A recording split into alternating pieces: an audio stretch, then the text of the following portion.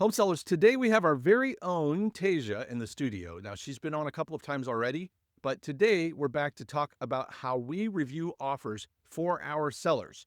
So, from the moment we get the offer until the digital ink is dry, this is how we do it. So, stick around and get a look behind the scenes as we show you our never publicly discussed before secret process for getting the best offer from the best buyers. All right, here we go.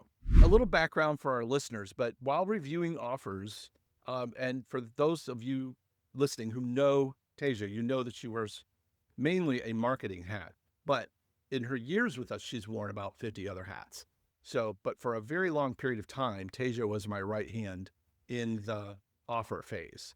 So, depending on who was up and who was working and all that good stuff, she and I would then, handle offers together. So, she's got a tremendous number of miles on this particular process. If you're following along, today we're going to take you through that process of offer reviews and really the whole execution of the offer until it's done.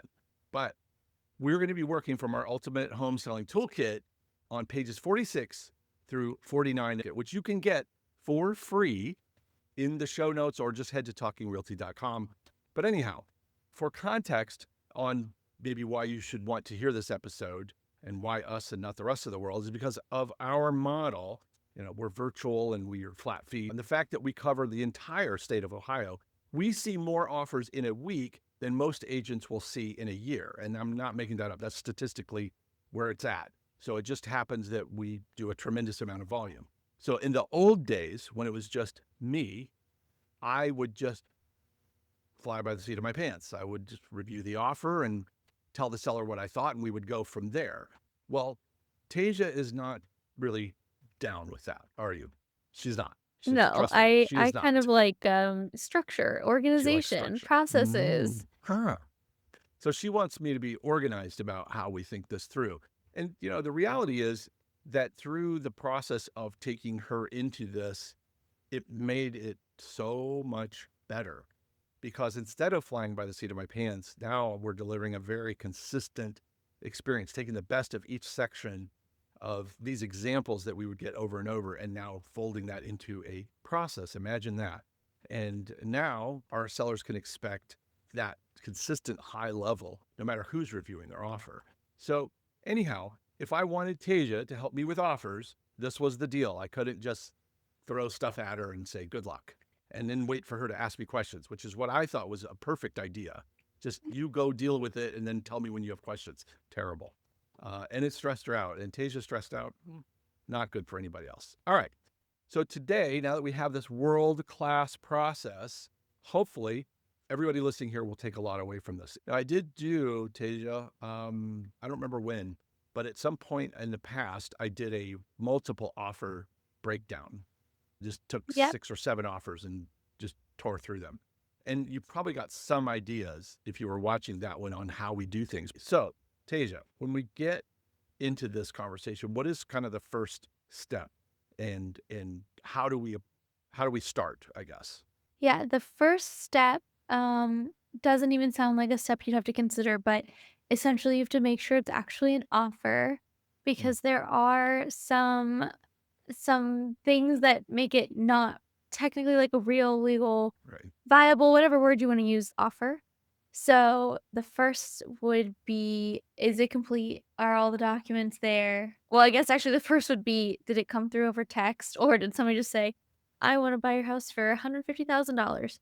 Because those aren't real offers. There's terms and documents, and they should be put on paper. The buyer needs to have signed in some on some contracts every page, but at least, like, the ending signature of, "Yes, I actually am making this offer, I'm signing it, it's real."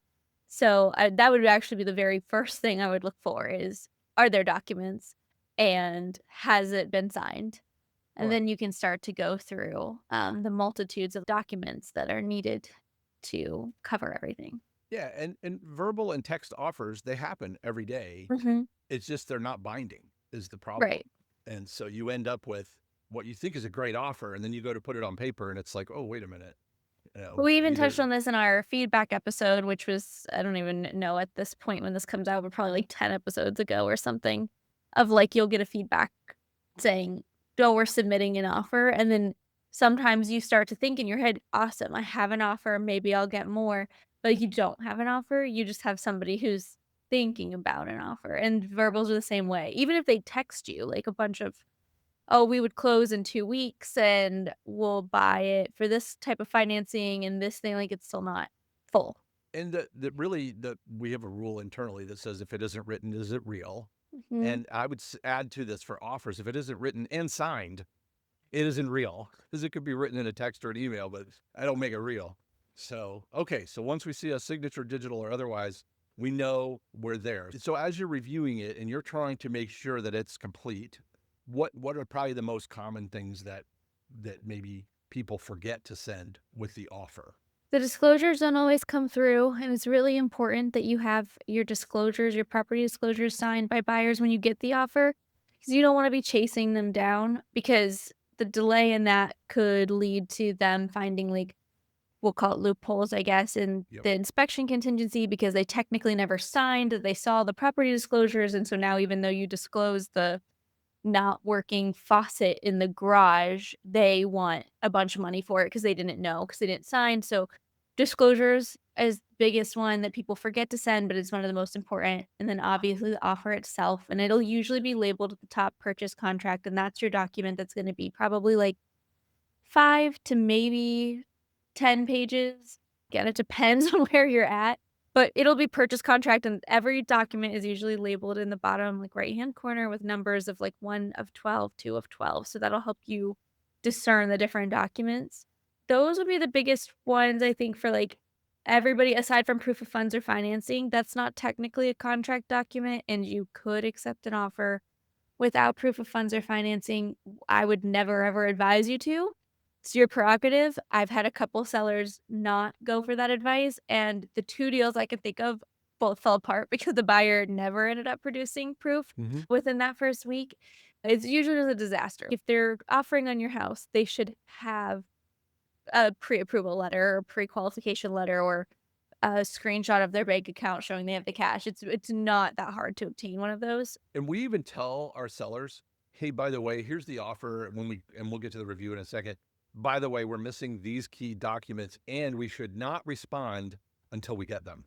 And then Mhm. I'll go back to the buyer or their agent and say, hey, look, got your offer, but I can't even do anything with this because it's missing maybe other agents. And this is kind of the assumption I think some of these people are making is, well, I've submitted these to other people and they never griped. Well, they're not us and they're not you, listener. You are Mhm. now educated and armed to know that you should not respond to an offer that has financing without proof of financing. You should not respond to a cash offer without proof of cash funds. Okay, so let's assume now we've got the whole offer, we got all the pieces of the puzzle together. And are there things inside of the offer that would make it still a problem? So you've got all the paperwork, but are there problems you run across? Yes, yeah, for Okay. sure. When you see blanks, that always freaks me out, or TBD, those are really common. So, another, like, worst case scenario that ran through my head was one of my early offers. I got a one with the closing date was to be decided because there was all kinds of weird contingencies. It was a really kind of, complex offer, and we'll dive into the contingencies later, but they wrote TBD because technically there were a lot of dominoes to fall, but I was like, doesn't that technically mean that we're in contract forever? Um, Forever. and it kinda Or not does, at like, all. or not at all, right, it could be sort of either. Mostly you take it as not at all because, TBD is not, it's not a date. So if there's a Mhm. date field in your contract and it has TBD, or it's a date field and it's a contingency that's, like, part of your contract and it's not filled out, like, those are invalid, Mhm. um, becau because you need a date to hold people accountable to. That would be like saying they're gonna have inspections and then they leave the inspection period date blank, for example. At that point, you've basically agreed that they can have inspections between any time and closing because it's not gonna be read as they're not having those inspections unless they specify that somewhere else. That, like, little date line could be like, "Oh, we can have inspections the day before closing, delay everything, whatever." Not that people are out to do this, but that is technically just how you would read it with the way most of these contracts are written. Mhm. The other thing would be missing signatures. I talked about that in the beginning, and then verifying your address. That was one that caught. both of us off guard a couple Mhm. of times. This is a typo, and it's instead of, like, 542, it's 541, and they just Mhm. hit the wrong button, so now that's not an offer for your 542 house anymore. And sometimes nobody notices because it was apartment B, and nobody wrote apartment B. Thankfully, the title company notices that because they're like, "Hey, are we selling apartment B? Are we selling apartment A? Like, Mhm. what are we selling?" So, it's important to check that too. So, it's a lot of little things. The biggest ones would be missing signatures and missing dates, though. Well, the reality is if everybody got along and everything went to plan, you wouldn't even need a paper contract. You Mm. could all just handshake in the front yard and we roll off and everybody exchanges their money and their deed and their keys and everything's great. Well, that's not how the world works. The reason we have a written contract is because there's a chance it could get contested legally speaking. And I promise you, the first thing that's going to get read in court, if you, God forbid, get that far, is what's the address on top of the contract? But she's right. Every blank filled with an NA, a dash, a number, a Mhm. term, something. There's too many things that could go wrong if you don't have them all Yes. filled in. So the thing is, there are always reasons why people skip these. And they want, particular realtors want to argue with me about this. Like, well, we don't know when such and such is going to happen. Like, I get all that. But there are legal ways to accomplish those things with Mhm. real dates because we can use, what's that called? An extension An addendum. extension We addendum. can Yeah. we can move it forward, move it back. We can do all kinds of stuff, but we have to have a starting place. So let's assume all the paperwork's there and it's all filled out correctly. What do Mhm. we do now? Read the freaking contract. That's our internal note is, so RTFC, yeah, so for RTFC. this is where we start to go line by line. This is where we start to make our notes that we're gonna advise the seller on or any call outs that we're missing stuff from the agent. For our efficiency's sake, we do the skimming of the blanks in the documents because before we start the deep dive on the offer review, we can be emailing them already or texting them or Correct. calling them and saying, "We're missing this thing, like, send it over." That way, 9 times out of 10, we get it while we're doing the deep dive review. So in the early days, I would take out, I had three different highlighters. So then what's funny is today I do them digitally, but I still use the same three colors. So I just, I highlight, it's not brain surgery. It's, what is it? It's green for good. It's Yep. yellow for not so good. And then I have like my aqua color, which is my favorite. I use that for information, just important information that's neither good Mhm. nor bad. So, but yes, RTFC, you make your notes and then currently we use the offer checklist, which is on page 48 to 53 Yep. of the home selling toolkit. But you mentioned, you're a checklist kind of person. Well, I don't know if you mentioned it, but I know this about you. And so, is this something you would use every time, even with your level of expertise? Would you continue to rely on that? Yes, I am a checklist person. We're all humans and we're not infallible. I'm not gonna risk missing anything. Even when I edit and publish this podcast, which I've done for uh, I don't know, we're getting close to a year at this point. Hmm. I still use a checklist every time, even though I don't need it technically, because it's such a muscle memory. So yes, I use a checklist every time. Definitely if you haven't looked at an offer before, even if you have looked at an offer, but it was last time you sold a house and it was 5 or 10 years ago, a lot has changed. So it's helpful to just use the checklist every time. And so I use a checklist every time. Everybody I've trained to review our offers in our company uses the checklist every time, or if they better, because if I find out, not gonna be Heads a fun. roll. That's what we call a branding problem. So right now, I'm currently using Justin, who you've all met already. She built us an electronic version of it that I fill out now, and it has required fields. So that's what Mhm, saves old Glen here is the paper checklist is great, and I used it for a very very long time. And when Justin came up with, it's a proprietary internal, so unfortunately we can't turn that loose on the public. But it's a form, and if I miss anything, it won't let me submit the form. I think it would be something that would bother me for a very, very long time if I missed a step and it cost somebody money or time or a deal. yeah. I would be very, very upset with myself and whoever else did it. If to Taysia's point earlier, there would be wrath. So now that we're into the offer and you've got your checklist, can you kind of take us through a flyover? What are you looking for? What are the main, because you're right, it could be 30, 40 pages.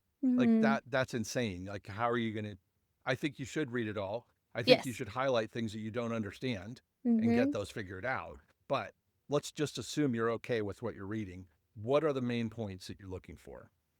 Yeah, the main points are always for us and for sellers. Like Glenn said, we're big on protecting the money of the people who list with us. So those are the things that we're going to check the hardest, or things that can take away from your bottom line in either a direct or indirect way. So we start with obviously check your address, like I said, check your property disclosures, and then check the offer price and jot that down. You'll make notes of all of these.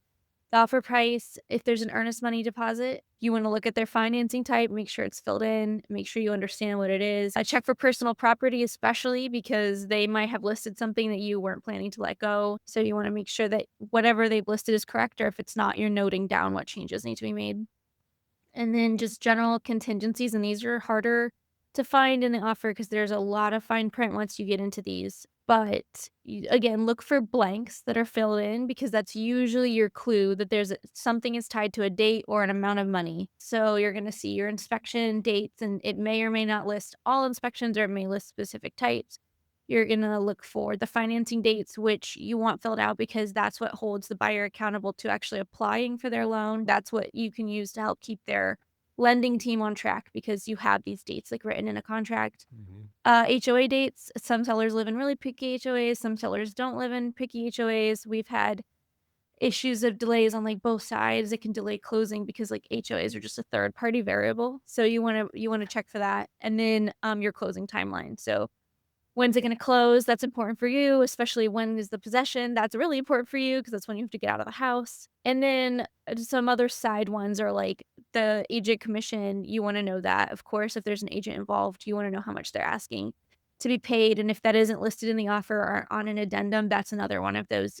You need to get that before anybody agrees to anything, because that's gonna change your entire bottom line. We also look for concessions, Oh, yeah. and that is a really concessions, commission both gets confused all the time. True. Commission is what the realtor wants to be paid for the buyer at closing. Concessions are what the buyer wants to be paid by the seller at closing, which sounds Mhm. weird, like they're supposed to be paying you. But sometimes if they've got, say, $5,000 worth of closing costs that they can't out of pocket, they will roll that into the deal. They'll offer you 5,000 more than they were going to offer you and then ask for that $5,000 Mhm. back, effectively financing their closing costs, which is fine. Anyway, so okay. So you're going through and you're checking all of these boxes, the dates, the dollars, the details, and you're kind of figuring out, is this offer going to be kind of Mhm. close to what we want? Most people, I think, feel like when we're looking at offers, all we care about is the price. Like if the price is higher than, say, offer B or C, we should just kind of stop.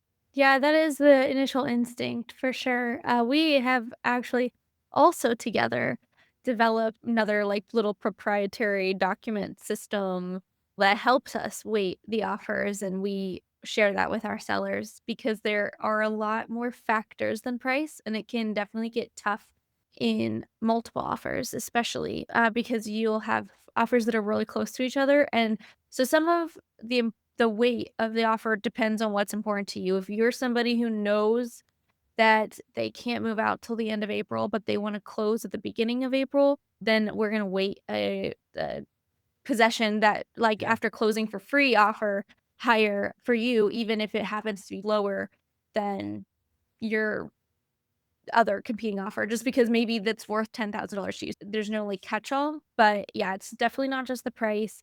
It's definitely, is the offer complete? Does the financing hold up? Because 'Cause we'll also contact the lenders, and you should too, to make sure that the letter is legitimate and still current. It's, what are the contingencies? Did they waive inspections and you were like, "Awesome, that's such a weight off my shoulder," or maybe you didn't care either way. It really comes down a lot to your preference. The one blanket sort of thing I could give you is to calculate your bottom line, and that's based off of, like Glenn said, like, okay, what's the price? What are the concessions? What is the commission, if any, that you might have to pay to a buyer's agent?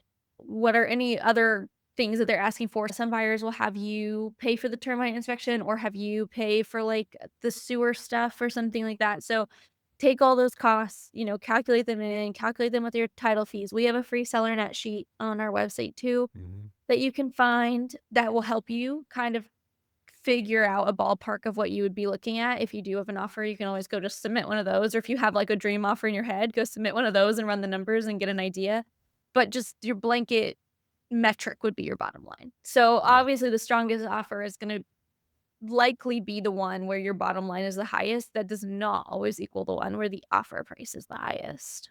Hey, folks, almost every seller I know has at least a few questions about the process, which is why we offer a totally free, no obligation, one-on-one strategy call for anyone with a property to sell in Ohio. On that call, we're going to help you plan your listing launch. We're going to nail down your price. We're going to make sure you're ready for offers and inspections and appraisals and hopefully help you get a bidding war off the ground. Check the show notes, the YouTube comments, or just head over to talkingrealty.com and book your free call right now. Seriously, hit pause, go do it now, and I'll talk to you soon. Let's get you on the right track. All right, back to the show. So you mentioned earlier about the offer deadline. What if it's rolling up? Because, as you know, we get this question all the time. Does it change your strategy at all? No, no, not entirely. And it can't, it's not a black and white thing in my opinion, but for the most part, no. If the offer deadline was set to be something reasonable, like 48 hours, for example, like 2 days or whatever, you've probably already had some back and forth with the buyer or their agent or whoever. So it's not like things aren't going anywhere. And if things are being productive, then that deadline doesn't really, it's not a big deal. Like you Yeah. don't have to be like, even though we're having these productive negotiations, the deadline is soon. Am I gonna just have to sign this? No, you're not, because likely your negotiations are gonna lead to what is essentially a new offer anyways, as you change the terms. If it's an offer you really want and for some reason you've ignored it and they had a 24-hour deadline on there, I would probably at least say something. You shouldn't just ignore it in that sense. Like, don't just ignore them and then sign it like 1 minute before the deadline because you were just waiting to see if you had another offer. I would not advise that because silence is gonna kill Classic. the deal, kill the love. I would say for the most part, it's a tactical kind of like psychological thing, and they'll like to come in on Thursday night or something and make an offer that expires on Friday, and might even make a big deal about how they won't accept it at all after that because they don't want you to like look at offers through the weekend or something Yeah. dumb. And in those cases, again, if it's an offer you want, just shoot them an email about what it would need to change to get it done. If it's not an offer you care about, then I guess it doesn't matter if you lose it either Right. way. It's really there's nothing to sweat about. I would No. say if you've had the offer in hand and you really haven't said much to them other than got it, but you want the offer, I would start communicating. To me, it's like a guideline of where the buyer's temperament is at, but it's not like, "Oh, no, I really did want that offer, and we're so close, and now it's 10 minutes later, and I don't the offer's expired." It Yeah. doesn't work like that. If you signed that offer and delivered it to the buyer and told them they have your house, they're gonna be like, "Yay!" They didn't fall out of love with it just because 10 minutes passed after the noon deadline that they gave you. It's mostly just not about leaving them in silence. Well, and silence can be a great weapon depending on Yeah. what you're trying to do, but typically not during the offer. I would say that's more of a later, like if you have an appraisal Mhm. or inspection issue, you can weaponize silence pretty quickly. But what they're essentially trying to do to you, as you mentioned earlier, is they're psychologically trying to weaponize the offer deadline, saying, Mhm. hey, we're going to put the heat on it. And we get them, they're ridiculous. They'll come in with an hour, 2 hours, 4 hours. 4 That's hours is insane. it's so And dumb. so we post that we want 48 hours minimum Mhm. just to keep that garbage from happening, but it still happens. Okay, so most sellers worry about the fine print. Like that's probably one of the biggest heartburns is that they're going to screw this up. And so are there some examples of fine print that you would say people should highlight for themselves as they're going through? Because trying to read and trying to understand it all can be a bit overwhelming. So are there some clues maybe you can throw at people that are on your magic checklist? Oh, yeah, it can definitely be overwhelming. It took me at least a year. It probably would have taken me longer if I wasn't reviewing so many multiples in like our crazy 2021 market, Mm-hmm. and just getting exposed to so many more. So I guess all shameless plug this time is if you're in Ohio, literally do just Just book a call us. call or hire us or ask us how we can help. We want to help you without making you, pay that outrageous percentage commission. So do that. But if you can't do that, look for concession. Like Glenn mentioned, that's a big one, and it's gonna be either sometimes right below the offer price, sometimes buried in financing, but you wanna find seller concessions. You wanna look for anything that's gonna affect your bottom line. So you've got a utility hold, which is essentially like some of your utility bills run with the land, not with the person. So the person that moves into the house is on the hook for like your water bill, for example, if you decided not to pay it for an entire year. Now that's on them. It's usually not an entire year. Usually people are worried about a month or 2 of maybe a missed payment or a backlog or something like that. So they might ask for like 200 to up to like $500 of a utility hold that the title company uses to like pay the water bill, basically, if it's behind. Then you've got your home warranty. That usually is paid for by the seller, but always read the print around it. Sometimes there's like a checkbox or a line that says the buyer's paying for it, so then you don't have to worry about that as RTFC. much. Yes, RTFC, Taysia. RTSC, read the freaking contract. Your commission language, that would be another one of your biggest, like, fine prints that's gonna, define your bottom line. So that your title insurance, that's another one that can be like a little bit it seems tricky to understand on paper, but if you read the print around it, it'll usually tell you who's responsible for paying for what. And then the other ones, maybe less common, but obviously if you're selling a property with tenants, which I know Glenn did an episode, there's a podcast Mhm. episode on that, and I'll put it in the show notes like always. You wanna pay attention to, like, rents, leases, security deposits, things like that. If there's an HOA involved, same deal, like, if there might be sometimes there's document fees that HOAs charge, you kinda wanna know who's gonna be responsible for that. There are sometimes junk fees. I will say I've noticed more recently, when I first started, the junk fees were hefted onto the seller, even from the buyer's brokerage, which seems insane. These are fees like an admin fee, but it's not your agent. If, like, say you're listed with us, for example, it's not us charging it. It's the buyer's brokerage charging it to both the buyer and the seller. It doesn't make sense for the seller to pay it. I don't see that as much anymore. It's usually the buyer. But still, like, if you see a dollar amount anywhere in the fine print, read around it and like figure out who's responsible for that is the main takeaway there. Home sellers, this episode of Talking Realty is brought to you by our friends at Associates Title. This team is shaking things up by focusing on what truly matters, putting you, the customer, first. Whether you're buying or selling or investing, whether you're for sale by owner, whether you're working with a realtor, doesn't matter. They've got your back with incredible cost savings and the latest technology to streamline the process. Their secure online portal keeps everyone in the loop, from buyers and sellers to lenders to agents, all while keeping your data safe and communication crystal clear. If you're getting ready to make a move, don't underestimate the importance of having a great title company in your corner. Check them out today at associatestitleinc.com or call my friend Ryan Phillips at 614-419-2418. Remember, they're not just in Ohio. They're in a lot of states, so give them a call, but do not leave your title company choice to chance. And definitely don't let the buyer or their agent make that choice for you. All right, back to the show. So, okay, now I've got an offer, but I really like the offer, and I think I'm going to take it, but I've got an open house coming up, or I've got more showings coming up. What's the deal? Should I Yeah. cancel the showings? Should I wait to respond? What do I do?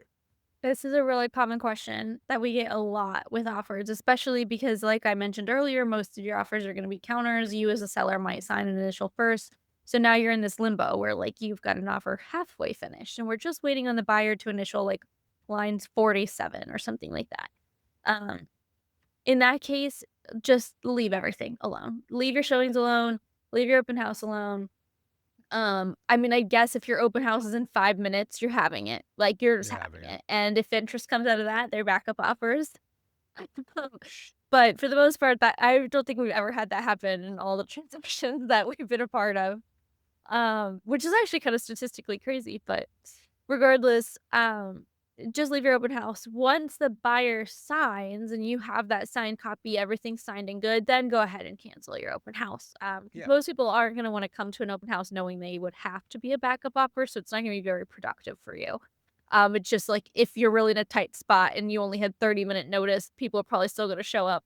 Okay, there it is.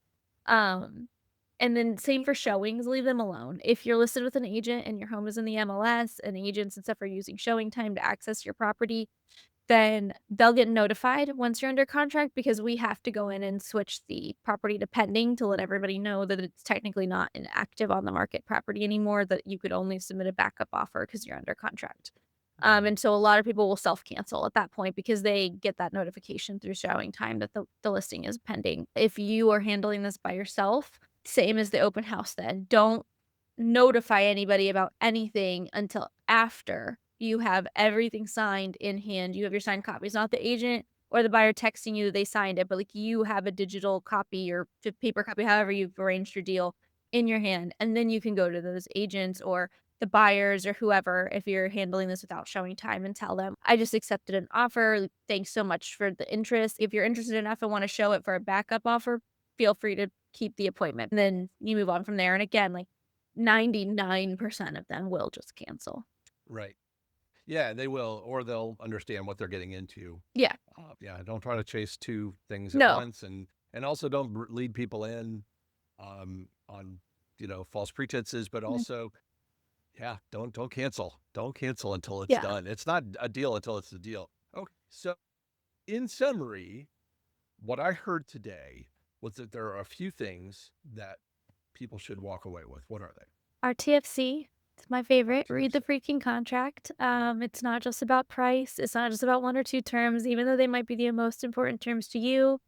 Everything gets weighed against each other. So it's very important that you read everything and make sure you fully understand what you're signing before you sign it. Like Glenn mentioned earlier, if you need somebody in the boat and you're in Ohio, book a free call with us. If you're not, or you just don't want to work with us, find a lawyer, find somebody who can help you understand this. Don't sign it till you get it. And buyers, I would say, are almost sort of always expecting a counteroffer. I think we haven't said that outright in this episode. No, I'll tell you what. I've got a new wrinkle. I may have mentioned it on a previous podcast, but no, actually. So I have a new habit I'm doing. Whenever I get an offer, even if it's a good offer, I immediately reply because we always reply and say Yeah. we got it. Yep. Now I'm throwing in this line. So everybody, this is a freebie for you. I throw in the line. Is there any wiggle room here, or is this their final offer? Because I'm talking to the agent most of the time. Mhm. And you wouldn't be shocked. Other people would be shocked at how many beautiful diamonds of information fall out of that one little email. So, which I was sending anyway. So I just added that in.